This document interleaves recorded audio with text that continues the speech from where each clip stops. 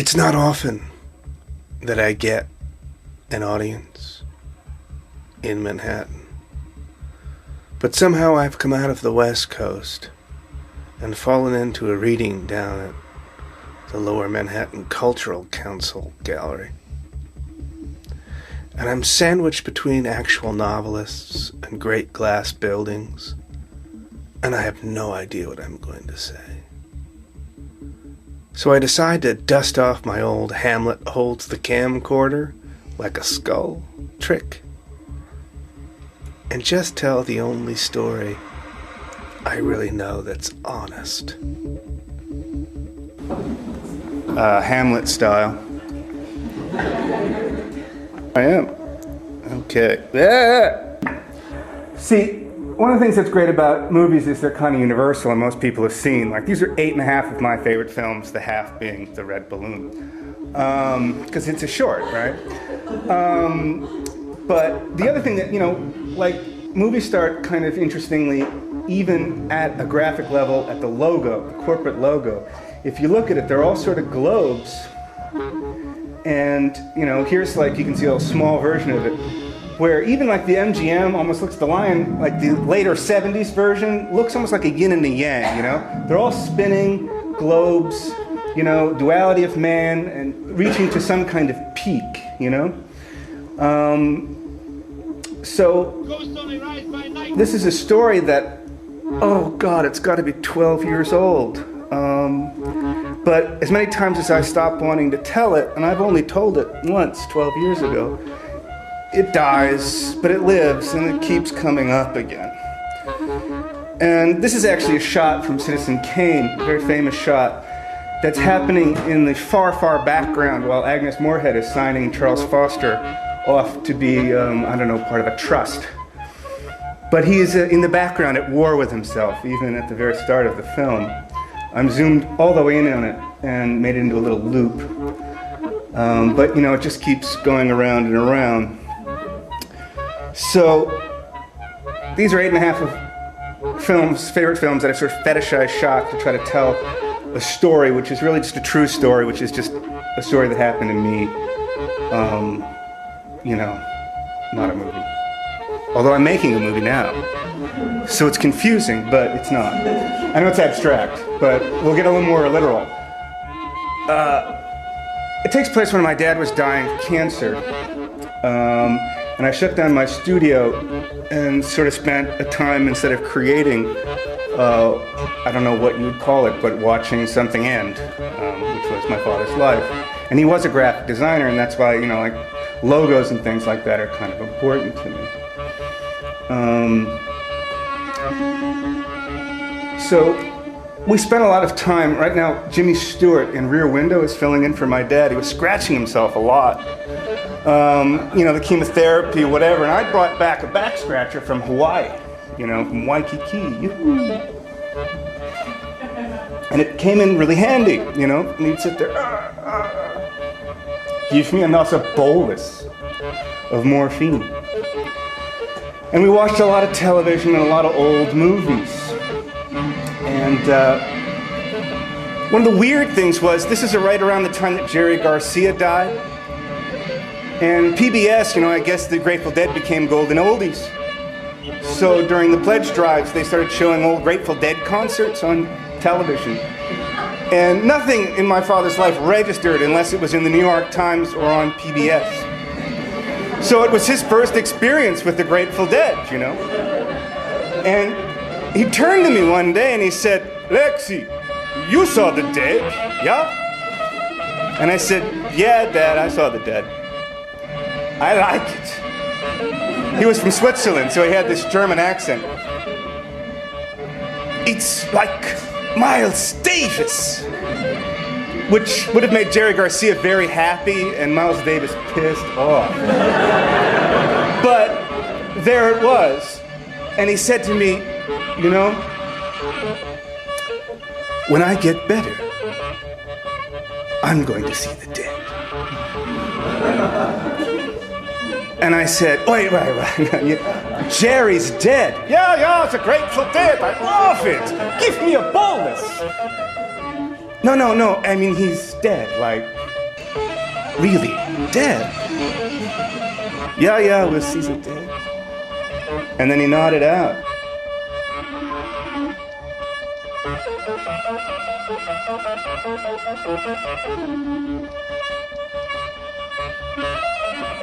And I'm like, asshole, why are you arguing the point? One way or another, he's gonna see the dead, motherfucker!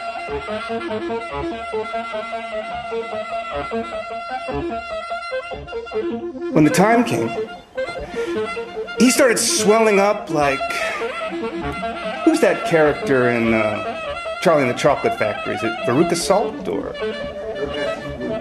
No, the one who turns into a... Violet.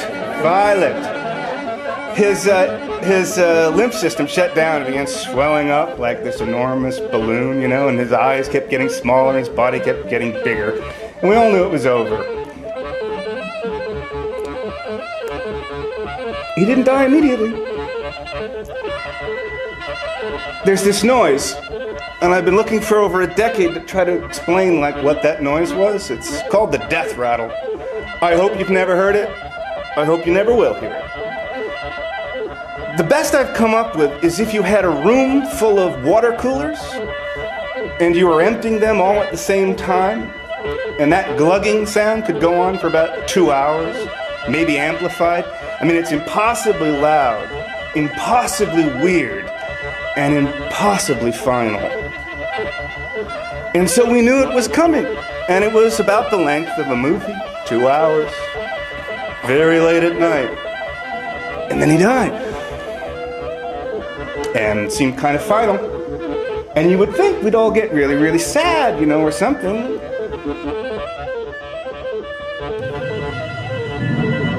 And then my mom starts laughing. I mean, like an idiot, laughing. And I say to myself, oh, fuck! Dad's dead! Mom's gone completely insane! What am I, Job? And then it leaves her. And she says, oh, he's gone. Oh, I don't feel any better. But then I gotta tell you, this thing happened to me, and I don't know how to really explain it because I consider myself a rational person. I mean, okay, I'm insane, but at, you know, my heart, I want to be a rationalist. I'd like to believe in science. His soul enters my body and begins playing, I don't know, some kind of marimbas on my rib cage. I mean, a kind of a giggle like I've never experienced in my life. I mean, utter happiness. A bong hit from God.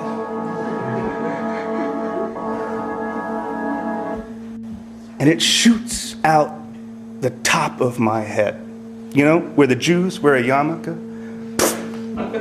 Like some kind of ejaculation of motherfucking love. And I am chasing after it. What is that thing? What the fuck just happened to me?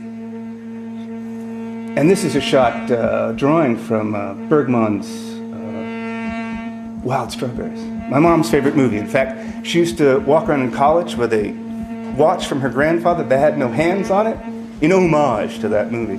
I chase after him, trying to bring that soul back down. I mean, I'd felt a soul, I'm pretty damn sure. I mean, something. You know, there is more on heaven and earth, Horatio, than is contained in my philosophy. Certainly at that point. Now, if anyone's been following the blog at all, they know that the last thing my father did was build a Japanese garden behind the house, between the swamp and the highway, where the highway sounds like an Ouroboros snake eating its tail all night, hissing, right? And he built this thing in the last 2 years of his life, his last creative act, right? He was a painter and all that. But he really got me over. Next year I need to move a boulder. Never mind. I moved it. There's a lever and your mother. We're fine. Really. And you enter this thing by a path. I walk along the path And during this time he was building it, these baseballs would come down from the IBM complex where they had ball fields, little game fields and things. Tennis balls would come down, handballs, softballs, baseballs, volleyballs occasionally if they were very ambitious volleyballs.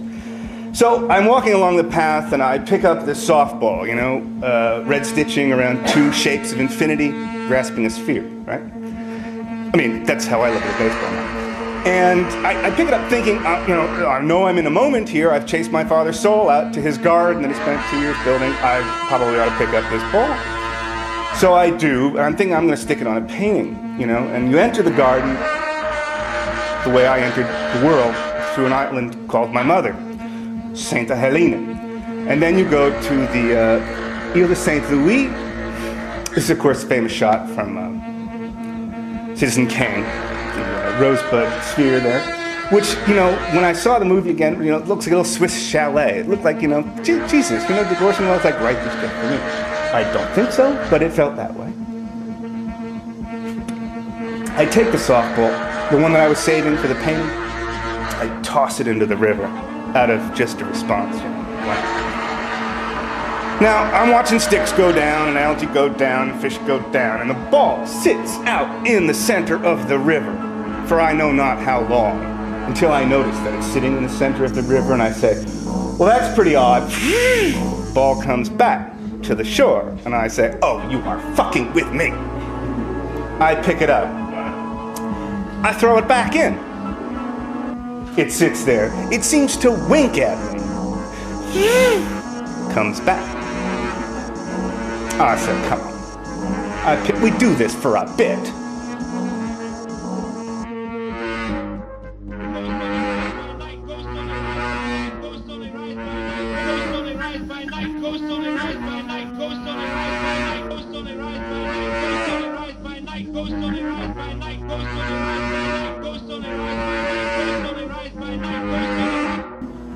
And I say, okay, I get it. Map of the world. You're a great fucking artist. This is a great trick.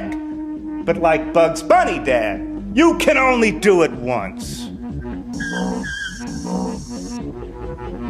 Go! We're all freaking out here. It's time for you to go. And I throw that thing off and the bird cries. And then I look back. And the ball's impossibly gone.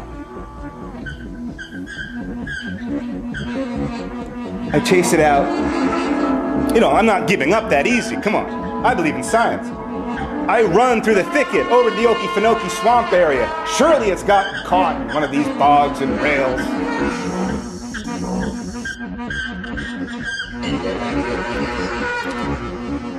And then I realized, like I was shot. Like I was shot with a diamond.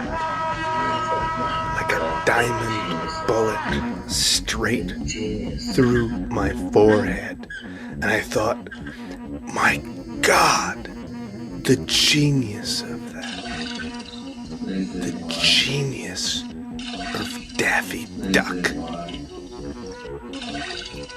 An act that no other performer has ever dared to execute. In fairness, I must warn those with weak constitutions to leave the theater for this performance. Lights? Thank you. Some appropriate music, maestro? Thank you. First, I drink a generous portion of gasoline. Then, some nitroglycerine. A goodly amount of gunpowder. Some uranium-238. Shake well. Strike an ordinary match. Girls, you'd better hold on to your boyfriends. Swallow the match. So. That's terrific, Daisy. They loved it. They want more. I know, but I can only do it once.